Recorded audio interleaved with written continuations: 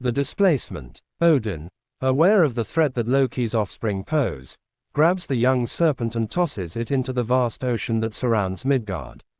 Instead of meeting its end, Jörmungandr flourishes in the depths, growing at an alarming pace until its body encircles the entire world. Eventually, the serpent bites its own tail, forming a powerful loop that keeps the oceans in check. The fishing expedition. In a bold show of divine pride, Thor sets out into the deep sea alongside the giant Hymir.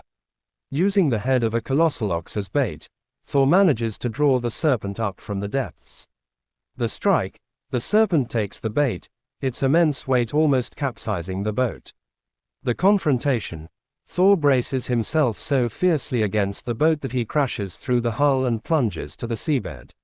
He locks eyes with the venom-dripping beast, hammer raised high. The escape. Just as Thor is about to land a fatal blow, a panicked Hymir cuts the fishing line.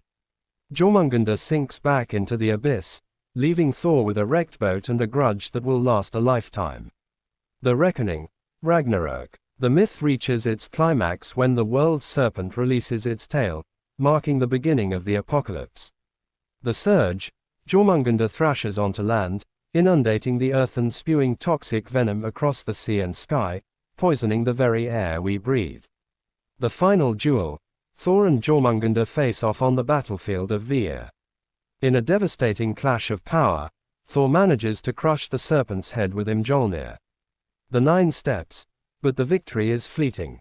Overwhelmed by the serpent's deadly, acidic breath, Thor takes exactly 9 steps away from the lifeless body before the poison claims his heart, and he collapses.